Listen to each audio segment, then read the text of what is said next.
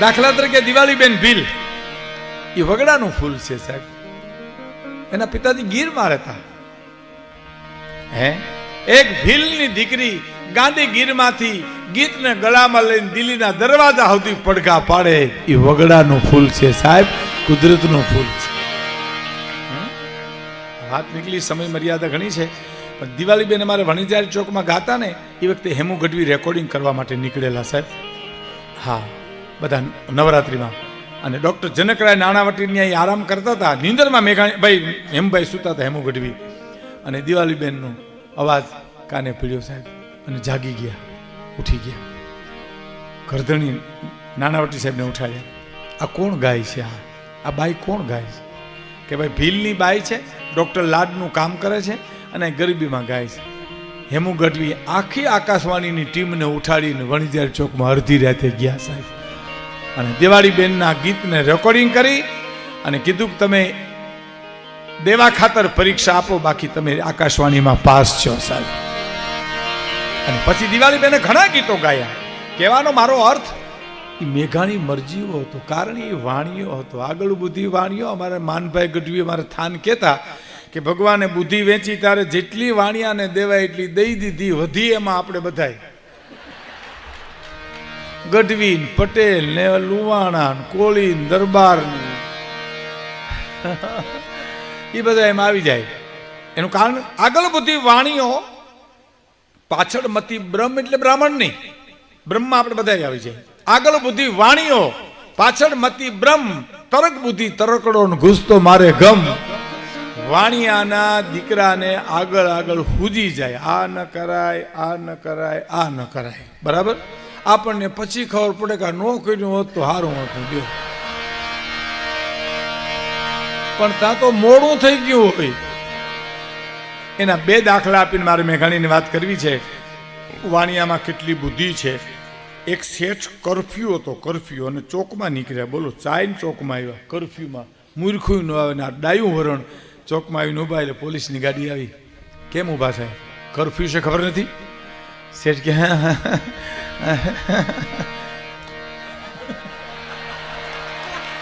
કઈ બોલ્યા જ નહીં, દાંત બી દેખાડવા. સાહેબ કે બેસી જાઓ જીપમાં, હાલો, કરફ્યુ છે ખબર નથી, હાલો પોલીસ સ્ટેશને. બેસી ગયા જીપમાં. પોલીસ સ્ટેશને લઈ જતા હતા, રસ્તામાં કહે, હે સાહેબ અહીં મારી દીકરી રહે, કે સમાચાર દઈ આવું કહેતા હો તો હા દઈ આવો, પાછા જટ આવો. એ ગયા પછી કોણ આવે સાહેબ? અંદર ગયા પછી પોલીસ ઓફિસર એને બોલાવા ગયા કે શેઠ બાપા બારા નીકળતો હતો. કે સાહેબ તમને ખબર છે કરફ્યુ નીકળાય બારો? જો બોલો, એની ડોકમાં ગાળીઓ નાખી દીધો. તમે ઉઠીને એમ કયો બારા નીકળો?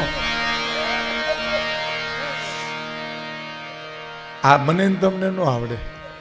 આ ઈ નાયત જ કરી શકે. કરફ્યુમાં ખાતાની જીપમાં બેહીને દીકરીની આંટો દઈ આવે લ્યો.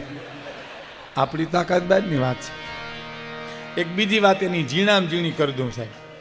અમારે સૌરાષ્ટ્રમાં એક શેઠ હતા, એને 60,000ની ભેંસ લીધી, બનેલી હકીકતો. 60,000ની ભેંસ લીધી અને 15-20માં એને 30,000માં વેચી નાખી. બોલો, 50% ખોટ ખાધી.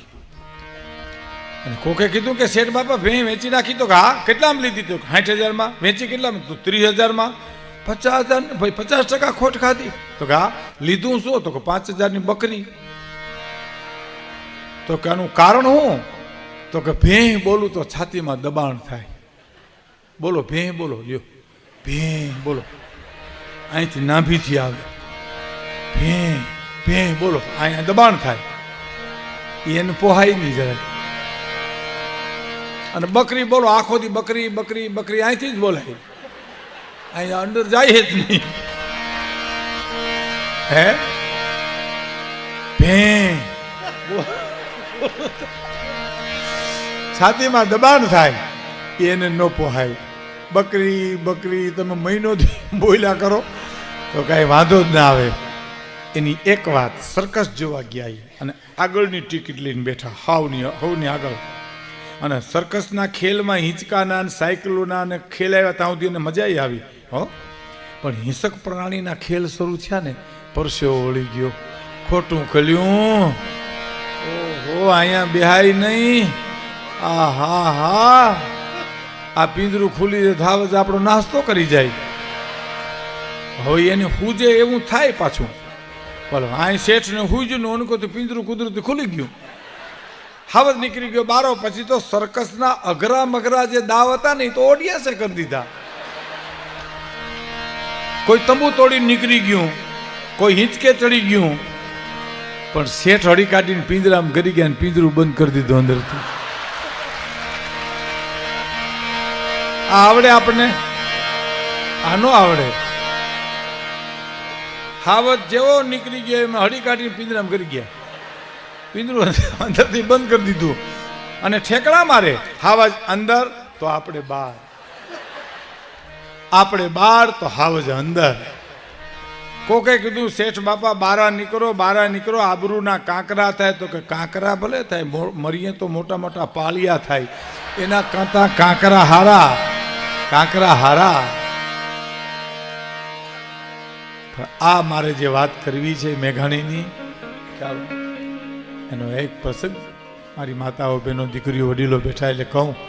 મેઘાણીભાઈને કોકને પૂછ્યું, મેઘાણીભાઈ આ મને બહુ ગમે છે પ્રસંગ છે કે દરિયાના ગીત લખવા કોઈ ગાતું છે? શું ભાઈ સાહિત્ય મેળવ્યું હો, જબરજસ્ત સાહિત્યની ખેવનાની જબરજસ્ત હતી.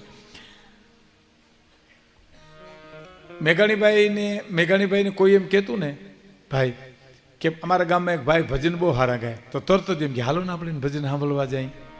તો એ અભિમાની બહુ છે મેઘાણીભાઈને કહે ઓલો માણસ અભિમાની બહુ છે ભજન ગાઈ. તો કે અભિમાની કેવા છે એ તો જોવા દો, એમ એ સાહિત્યનો ભાગ છે ને.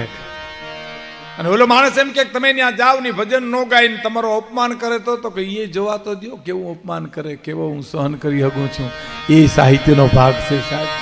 એ માણા રાષ્ટ્ર શાયરનું બિરુદ પામી શકે. દરિયાના ગીત કોઈ ગાતું હશે, મારે લખવા. મેઘાણીભાઈને કોઈકે પૂછ્યું હતું કે દરિયાના નીર ખારા કેમ છે? તો મેઘાણીએ જવાબ આપ્યો હતો કે દરિયાના પટમાં કંઈક બેનુના જવતલિયા બુડી ગયા, એ દરિયાના પટમાં કંઈક આશાભરી નારીના કંથ બુડી ગયા, એ દરિયાના પટમાં કંઈક જનેતાના દીકરા બુડી ગયા, દીકરા બુડ્યા પછી મા રોએ છે, પતિ બુડી ગયા પછી પત્ની રોએ છે, ભાઈ બુડી ગયા પછી બેન રોએ છે. આહોડા ગયા ને દરિયો ખારો થઈ ગયો. મેઘાણી કે સાહેબ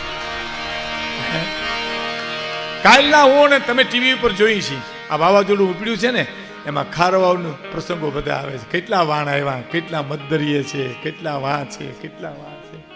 ટીવીમાં જોઈએ રૂવાડા ઊભા થઈ જાય. એ મતદરીએ મોતના મોઢામાં જદુમતો હોય છે, કેવો હોય છે સાહેબ? એનો મારે પ્રસંગ કેવો તમને? હો હા